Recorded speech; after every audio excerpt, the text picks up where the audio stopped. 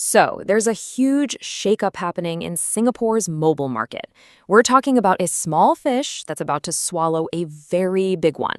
And look, this isn't just some business deal you can ignore, it's a move that could literally change how much you pay for your phone plan, month after month. And that brings us to the big question, right? The one on everybody's mind. Simba, the company that came in and totally disrupted the market, is buying M1, one of the established giants. So, what does that actually mean for your phone bill? Are prices going to go up?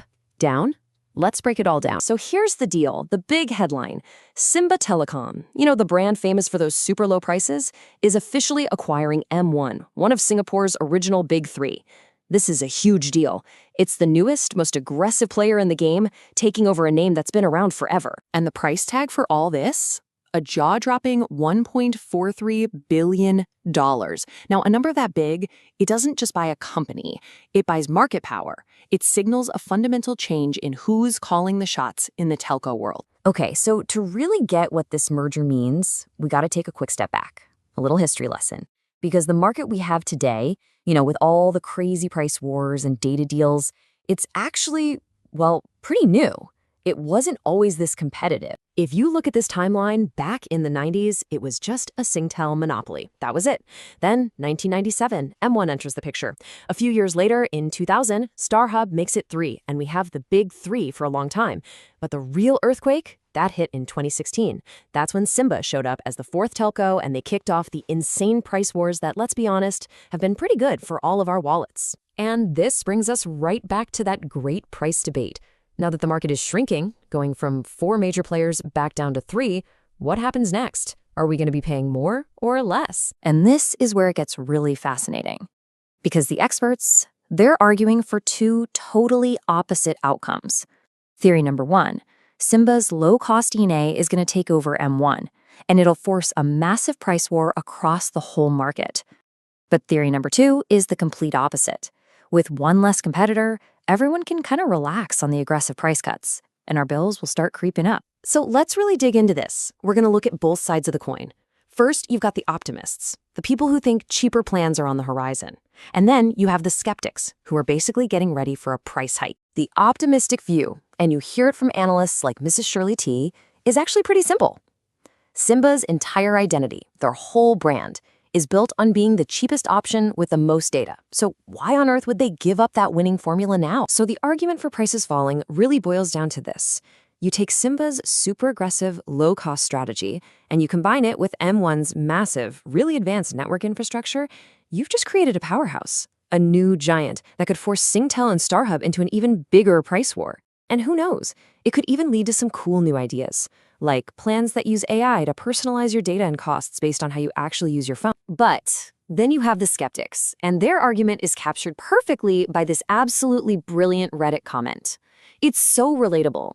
If you go from 5 chicken rice stalls down to 3, do you really, honestly expect the price of chicken rice to drop? It's just this gut-level economic logic that cuts right through all the noise. The skeptic's case is pretty much Econ 101, right? Fewer players in the market just means less competition, period. And when there's less competition, you don't usually get a price war. You get what they call price stability, which, let's be cynical, is often just code for a quiet agreement to keep prices from falling. A bigger, stronger Simba, now part of the big boys club, might not feel that same pressure to be the cheap underdog anymore. So, what happens now? I mean, both sides have really valid points, The answer isn't so simple. The reality is going to be complex. So, instead of guessing, let's focus on the key things you can actually watch for in the next few months that will tell us which way this is heading. But before we get to those factors, we have to talk about this really important term, MVNO. It stands for Mobile Virtual Network Operator. Think of companies like Circles Life or Gomo. These guys don't own their own cell towers or infrastructure. What they do is they lease network space from the big players, Singtel, StarHub, and M1, and then they compete with their own plans and pricing. So why do these MVNOs matter so much right now? Well, because this merger puts them under enormous pressure. See, these smaller, nimbler companies, they survive by leasing network access from the big telcos. With one less landlord to rent from, they could get seriously squeezed. And if they get squeezed out, that means less variety and ultimately less choice for all of us. So here's your checklist. This is what you need to keep an eye on. First, what is Simba's new strategy? Do they actually apply their low-cost model to M1's millions of customers? Second, how do the competitors respond? What are Singtel and StarHub going to do now that there's this new powerhouse? And third, what happens to the MVNOs? Do these smaller players survive, or did they get pushed out?